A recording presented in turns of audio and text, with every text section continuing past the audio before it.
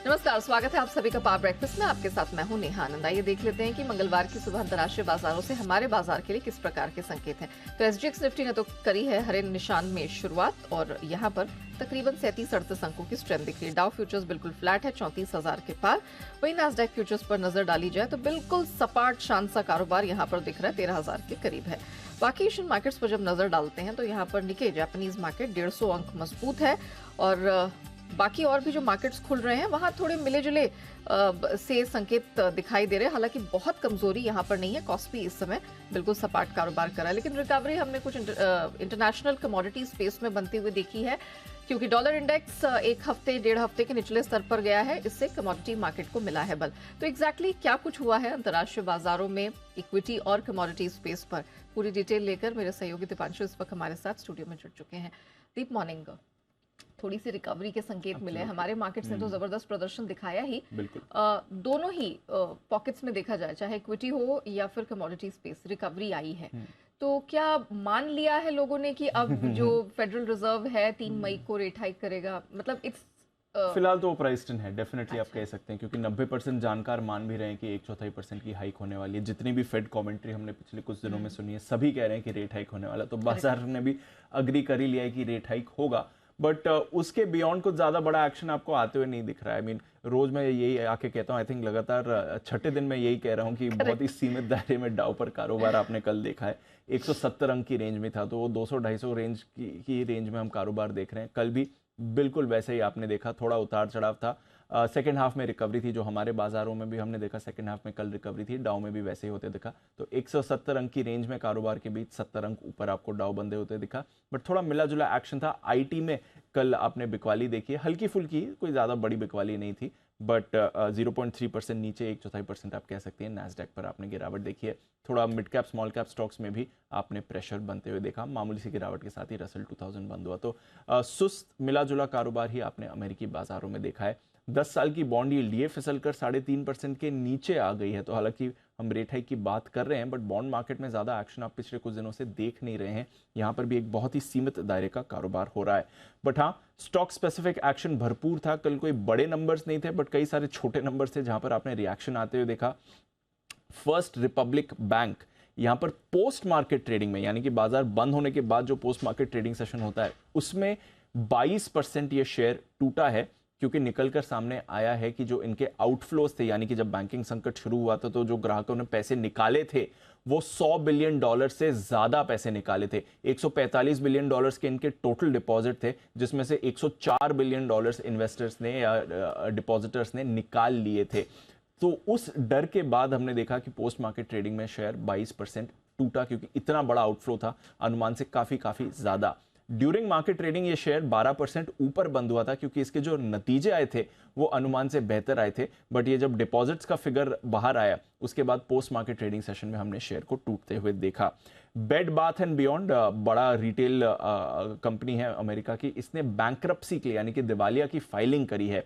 इसकी वजह से हमने शेयर में 35% की कर गिरावट आती हुई देखी। तो थोड़ा broader market small cap stocks में ज्यादा एक्शन था, बड़े स्टॉक्स में उतना एक्शन था नहीं, इसलिए इंडेक्स में आपने सुस्ती देखी। बट हाँ, इकोनॉमी से जुड़े स्टॉक्स में थोड़ी खरीदारी थी, जिसकी वजह से डाउ को कल सहारा मिला। आज नतीजों के लिए बड़ा दिन है, क्योंकि 2 आईटी दिग्गज माइक्रोसॉफ्ट और अल्फाबेट दोनों के नतीजे आने वाले हैं। इसके अलावा कई सारी और बड़ी कंपनीज के नतीजे हैं, जिसमें general Motors, Pepsi, McDonald's, GE भी शामिल हैं। तो नतीजों के लिहाज से आज बड़ा दिन है अमेरिकी बाजारों में, और यहां से आपको शार्पर रिएक्शन आते हुए दिख सकता है। यूरोप की बात करें तो यहां पर बाजारों में सुस्ती है, बट हाँ, डॉलर इंडेक्स, जैसे आपने कहा, इसके गिरने से कमोडिटीज को सहारा मिल रहा है। 101 के नीचे आ गया है। एक हफ्ते के निचले स्तर पर आपको डॉलर इंडेक्स दिख रहा है। सोना कल $10-12 उछलकर $2000 के ऊपर गया, एग्जैक्टली 2000 पर इस समय आपको ट्रेड होते हुए दिख रहा है। कच्चे तेल में हमने कल रिकवरी देखी है, $83 पर आपको ब्रेंट आते हुए दिख रहा है। इसके साथ ही बेस मेटल्स, यहाँ पर अभी भी उतना बड़ा एक्शन नहीं है। आज देखते हैं अगर डॉलर के गिरने से कुछ मूवमेंट आता है या नहीं। कॉपर 3 हफ्ते के निचले स्तर पर है। जिंक 5.5 महीने के निचले स्तर पर आपको दिख रहा है। एल्यूमिनियम और निकल में भी सुस्ती है। एग्री कमोडिटीज में मिला जुला कारोबार है, बट शुगर अभी भी 12 साल की ऊंचाई पर बनी हुई है। तो एसेंशियली बाजार के ठीक ठाक संकेत आ रहे हैं। कल थोड़ा हल्का रिबाउंड हमने डाउ में देखा है, हमारे बाजार पॉजिटिव थे। देखते हैं आज का एक्शन कैसा बना रहेगा। बिल्कुल नजर रहेगी आज के एक्शन पर। जो कल की स्ट्रेंथ और दमखम दिखा है, क्या वो आज कंटिन्यू होता है? और अंतर्राष्ट्रीय बाजारों को कितना सहारा मिलता है ये अब देखने वाली बात होगी। शुक्रिया दीपू, पूरी डिटेल दर्शकों के सामने रखने के लिए। आइए आगे बढ़े, उससे पहले देख लेते हैं कि सोमवार यानी कल संस्थागत निवेशकों का प्रदर्शन किस प्रकार का रहा है। तो बिकवाली हाथ लगी है, 412 करोड़ की बिकवाली का फिगर एफआईआईज की तरफ से कैश स्पेस में निकला है। एफएनओ में भी हमने तगड़ी बिकवाली देखी है, लेकिन अच्छी बात यह है कि घरेलू संस्थागत निवेशक जो कि कुछ समय पहले तक थोड़ा पीछे हट रहे थे, उन्होंने वापसी की है। 1177 करोड़ के आसपास की खरीद का फिगर वहां पर दर्ज हुआ है।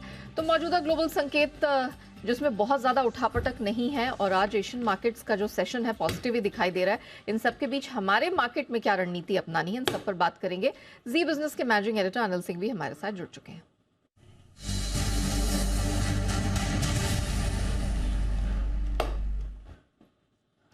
Sir good morning. दमदार प्रदर्शन हमने मंडे के सेशन में हमारे मार्केट में देखा था। आज भी क्यूज ठीक ठाक ही हैं एशियन मार्केट से, डाउ फ्यूचर्स भी फ्लैट ही है।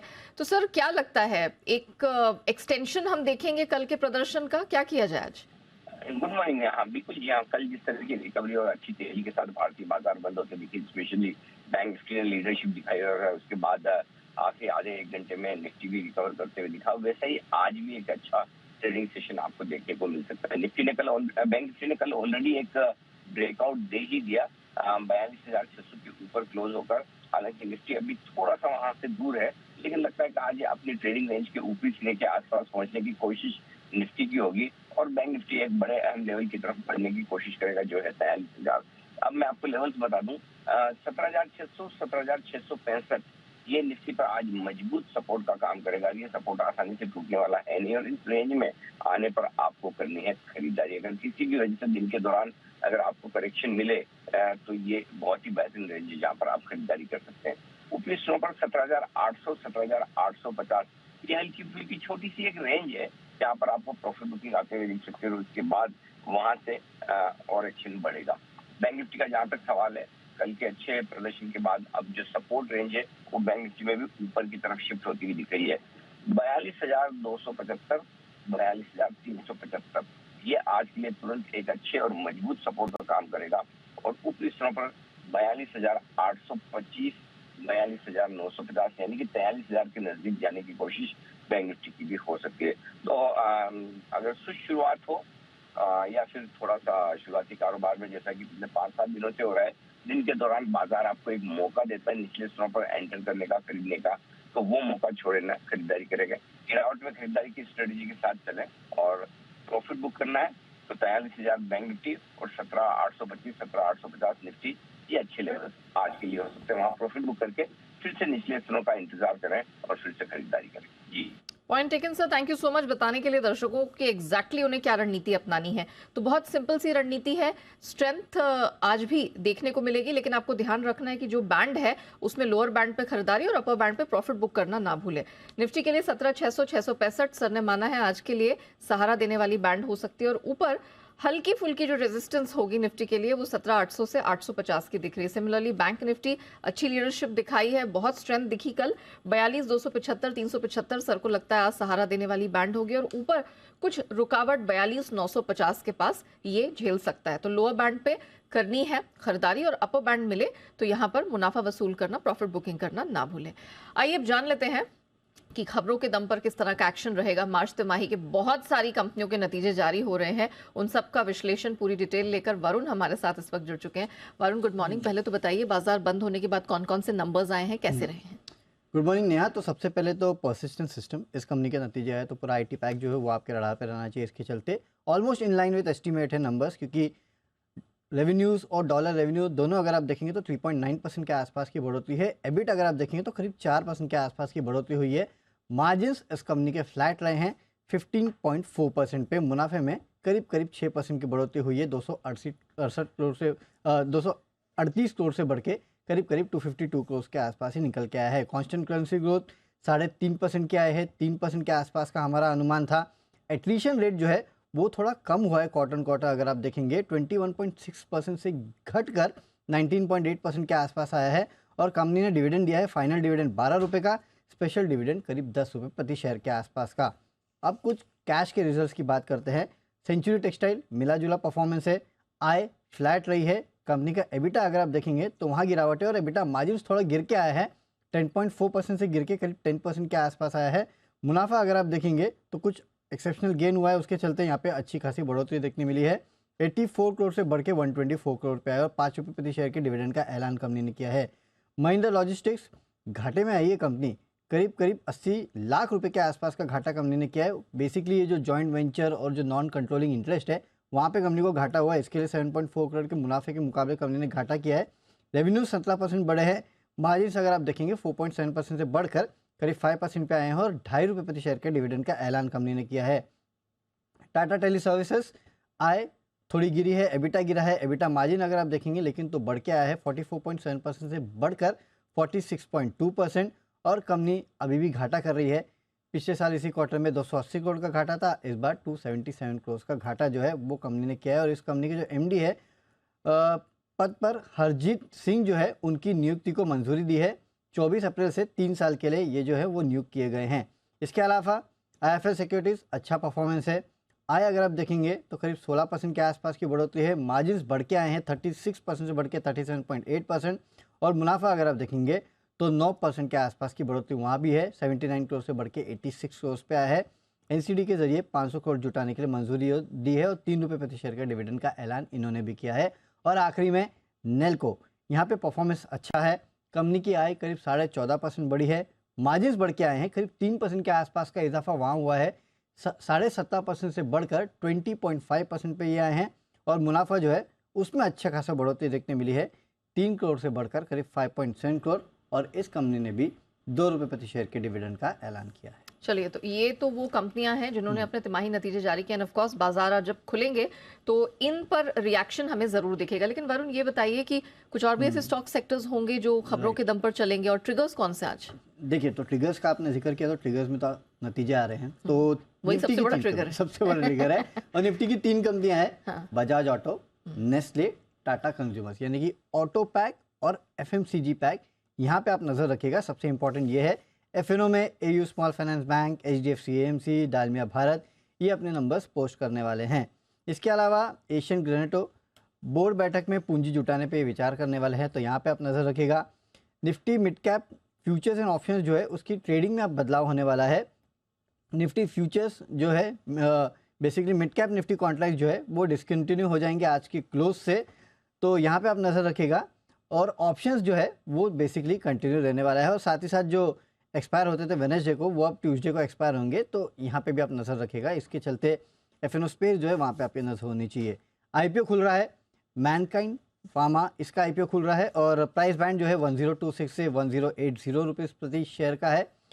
टोटल साइज़ अगर आप देखेंगे तो करीब करीब 4300 करोड़ का ये IPO है और पूरा का पूरा OFS है। आज खुलने वाला है, 27 तारीख को ये बंद हो जाएगा। एंकर इन्वेस्टर्स से इनने करीब करीब 1300 करोड़ के आसपास जुटाए हैं और 1080 जो हायर प्राइस बैंड है उस पर इन्होंने जुटाए हैं। करीब 77 एंकर इन्वेस्टर्स है जिसमें 16 डोमेस्टिक फंड्स है, 41 स्कीम्स है जिन्होंने इस IPO में जो एंकर बुक है उसमें अभी तक पैसा लगाया है। इप्का लैब्स, यूनिकेम लैब्स, ये 2 स्टॉक जो है वो आज सबसे ज़्यादा फोकस में होने वाले हैं क्योंकि यूनिकेम लैब में 33.38% हिस्सा खरीदने के लिए इप्का लैब ने करार किया है। 440 रुपये प्रति शेयर के भाव पे 2.35 करोड़ शेयर जो है वो खरीदे जाएंगे, यानी कि ये डील जो है 14% के आसपास के प्रीमियम पे हो रही है, तो ये इंटरेस्टिंग है। करीब 1030 करोड़ के आसपास में इसको खरीदा जाएगा कैश में, तो इसके चलते आप यूनिकेम लैब्स जो है, इप्का लैब जो है, दोनों पे नज़र रखेगा। काफ़ी इंपॉर्टेंट डेवलपमेंट है ये। अब चलते अगली खबर पे, जहाँ पे महिंद्रा लाइफ स्पेसेस डेवलपर जो है मुंबई के मलाड में इन्होंने एक सोसाइटी के रीडेवलपमेंट प्रोजेक्ट जो है उसके लिए सबसे कम बोली जो है वो लगाई है और ये बोली जीत ली है और प्रोजेक्ट से करीब 850 करोड़ के आसपास की आय जो है वो होने की उम्मीद लगाई जा रही है। क्रॉम्पटन ग्रीव्स, इस कंपनी के जो मौजूदा CEO और ED है, उन्होंने इस्तीफ़ा दे दिया है। अपने दूसरे करियर इंटरेस्ट में ये जाने वाले हैं इसके लिए। और प्रोमित घोष जो है उनको अब MD एंड CEO जो है वो नियुक्त कर दिया गया है। और आखिरी में वेल्सपन इंडिया पे नज़र रखिएगा।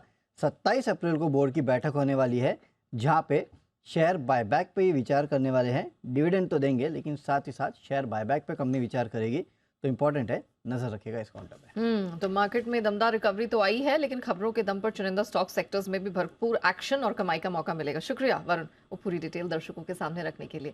आइए बाजार पर आज आपको क्या रणनीति अपनानी है, इस पर एक्सपर्ट्स की क्या एडवाइस निकल कर आ रही है, कौन से शेयरों पर, कौन से सेक्टर्स पर उनकी नजर है, सब पर बात करेंगे। हमारे साथ 5 पैसा के रुचित जैन जुड़ चुके हैं। रुचित, गुड मॉर्निंग, बहुत स्वागत है। पहले तो जो दमदार कमबैक मार्केट ने कल दिखाया है, is it here to stay? Nifty bank Nifty कोई सलाह होगी आज के लिए? Very good morning Neha ji. Neha ji, certainly I think कल का जो कमबैक था वो काफी एक्सपेक्टेड था, क्योंकि आप पिछले 4-5 ट्रेडिंग सेशंस में देखेंगे जो मार्केट में कंसोलिडेशन हुआ था ये अप्रैल के फर्स्ट हाफ की रैली के बाद में, वो उसमें प्राइस वाइज करेक्टिव फेस कहीं नहीं था, सब टाइम वाइज करेक्शन हुआ, जहाँ पे हम 5 से 6 ट्रेडिंग सेशन साइडवेज है और फिर से हमने अप मूव रिज्यूम किया। इंपॉर्टेंटली मैं ट्रेडर्स को ये कहना चाहूंगा कि आप निफ्टी पे 20 EMA को ट्रैक करें, क्योंकि पूरा जो अप्रैल सीरीज रहा है उसमें निफ्टी ने अप्रैल सीरीज की शुरुआत में 20 डेज का EMA गैप के साथ में ब्रेक किया था, उसके बाद अब तक वो 20 EMA ब्रेक नहीं किया है और वो अभी शिफ्ट हो चुका है 17,550 पे। तो हमें लग रहा है कि ये नेक्स्ट लेग ऑफ अपमूव की शुरुआत हो गई है और मार्केट का जो करेक्टिव फेस था छोटा ही रहा है, बट नो ब्रॉडर मार्केट्स भी अच्छा कर रहा है, तो ये एक पॉजिटिव चीज है। सेकेंडली अगर आप डेरिवेटिव्स के डेटा भी देखेंगे तो FIs ने अप्रैल सीरीज की शुरुआत सिर्फ 10% लॉन्ग पोजीशंस के साथ की थी, 90% पोजीशंस उनकी शॉर्ट साइड पे थी ये सीरीज की शुरुआत में। उन्होंने ग्रेजुअली नई थोड़ी सी लॉन्ग एडिशन की, शॉर्ट्स कवर की और अब वो लॉन्ग शॉर्ट रेशियो जो 10% के आसपास था वो इंप्रूव होकर 44% तक आ चुका है। तो ये क्लियरली इंडिकेट कर रहा है कि शॉर्ट फॉर्मेशन कोई नहीं कर रहा है यहाँ पे, और अगर शॉर्ट फॉर्मेशन कोई नहीं कर रहा है तो मार्केट का डाउनसाइड लिमिटेड ऑफकोर्स होना है। तो मैं यहाँ पे निफ्टी को आज ओपनिंग पे खरीदारी की सलाह दूंगा। 17,630 के नीचे स्टॉप लॉस रखे, 17,850 के पहले टारगेट्स रहेंगे, 17,920 तक के शॉर्ट टर्म के टारगेट्स निफ्टी में एक्सपेक्ट कर सकते हैं। सिमिलर बैंक निफ्टी में भी मोमेंटम कंटिन्यू रहने की एक्सपेक्टेशन है, और यहाँ पे थोड़े से डिप्स, इंट्राडे डिप्स अगर 42,500 के आसपास मिल जाए तो वहाँ पे खरीदारी करें, 42,350 के स्टॉप लॉस के साथ, 42,900 के टारगेट्स के लिए। ओके, तो यहाँ पर दोनों ही इंडाइसेस में खरीदारी की रिकमेंडेशन निकल कर आ रही है। लेवल जरा रिपीट मैं कर देती हूँ। निफ्टी में ओपनिंग के साथ ही खरीदारी की रिकमेंडेशन है, लोअर साइड पर खुले 17,600 के आसपास, तो यहाँ पर आप लोअर बैंड की तरफ ओपनिंग में खरीदारी करके चल सकते हैं। 17,630 का आपने स्टॉप लॉस कहा जी, 17 ओपनिंग के आसपास खरीद सके, 17,630 का 630 का स्टॉप लॉस रहेगा। 17,850 से 920 तक का टारगेट अपसाइड में दिख रहा है।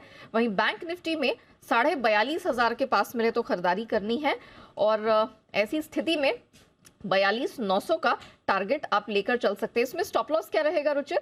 42,350 का 42,350 का स्टॉप लॉस आपको लगाना है। तो बेसिकली निफ्टी बैंक निफ्टी दोनों में खरीद बनेगी। अच्छा, इस मार्केट में आपको पसंद क्या आ रहा है? जी, 2 स्टॉक में यहाँ पे खरीदारी की सलाह रहेगी। एक FNO का स्टॉक है जो है SBI।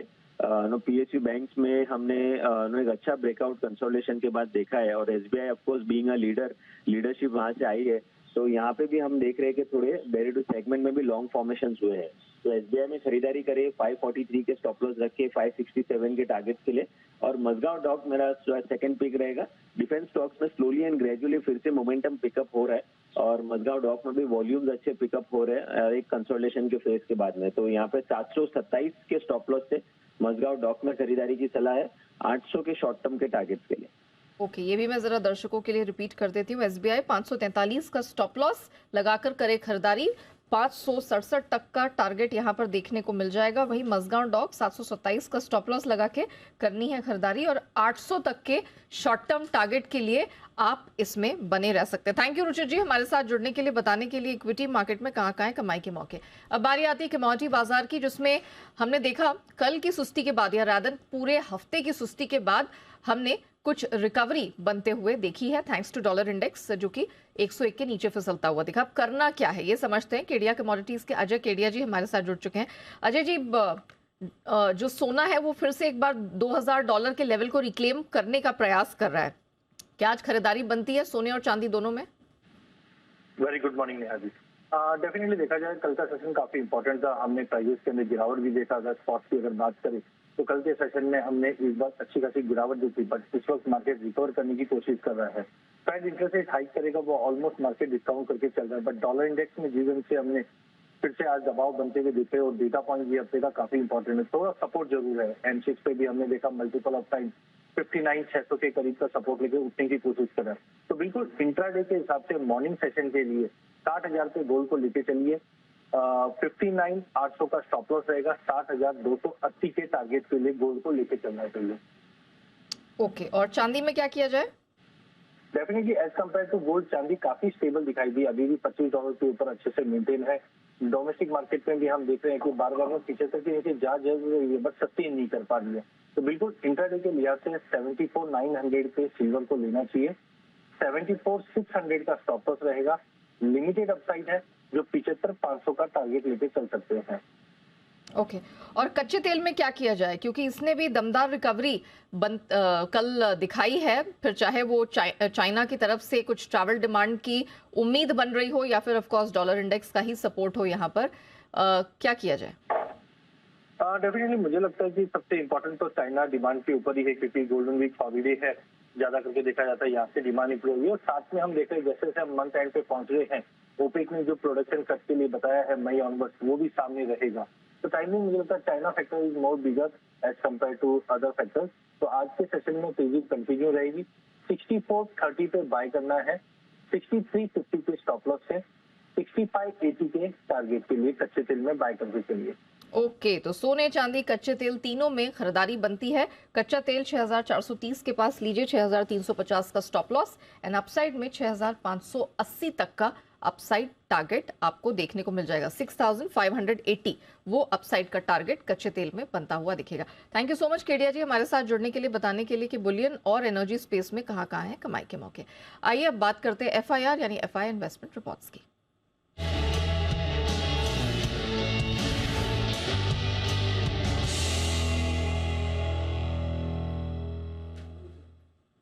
तो फॉरेन ब्रोकरेजेस की किन शेयरों पर, किन सेक्टर्स पर है नजर, पूरी डिटेल रिपोर्ट लेकर वरुण हमारे साथ जुड़ चुके हैं। वरुण बताइए। देखिए, सबसे पहले तो इंडसइंड बैंक, इस कंपनी के कल नतीजे आए थे। नतीजे के बाद स्टॉक की पिटाई हुई थी। शाम को एनालिस्ट कॉल भी हुआ था, लेकिन उसके बावजूद ऐसा लग रहा है कि ब्रोकरेज हाउसेस अभी भी कंफ्यूज है और डिवाइडेड है। एक्चुअली क्यों कह रहा हूँ, क्योंकि देखिए वैसे तो बड़े बड़े टारगेट्स है। CLSA 1500 का लक्ष्य बरकरार, मॉर्गन स्टैनली 1525, JP मॉर्गन करीब करीब 1060 के आसपास का लक्ष्य है। जेफरीज को भी अगर आप देखेंगे तो 1550 का लक्ष्य खरीदारी की सलाह। लेकिन गोल्डमैन यहाँ पे खरीदारी की सलाह दे रहा है, प्राइस टारगेट बढ़ा दिया है इन्होंने। 1411 से बढ़ा के अब करीब करीब 1522 के प्राइस टारगेट दे रहे हैं, यानी कि यहाँ इन्होंने प्राइस टारगेट बढ़ाया है। लेकिन साथ ही साथ सिटी को अगर आप देखेंगे तो इन्होंने अपना प्राइस टारगेट कट कर दिया है। खरीदारी की सलाह दे रहे हैं, पुराना प्राइस टारगेट 1420 का था, अब 1380 का दे रहे हैं। यानी कि दो ब्रोकरेज हाउस जिन्होंने प्राइस टारगेट में बदलाव किया है, एक ने बढ़ाया है और एक ने घटाया है। मैक्वेरी अभी भी 1510 के आसपास का प्राइस टारगेट दे रहा है। तो ये तो इंडसइंड बैंक है। अब मैक्रोटेक डेवलपर्स, यहाँ पे देखिए CLSA इंटरेस्टिंग रिपोर्ट है, डबल अपग्रेड कर रहा है अंडर परफॉर्मेंस से। अब यहाँ पे आउट परफॉर्मेंस का कॉल जो दिया है, लेकिन प्राइस टारगेट काट दिया है। 1083 से काट के 1048 के आसपास का दिया है।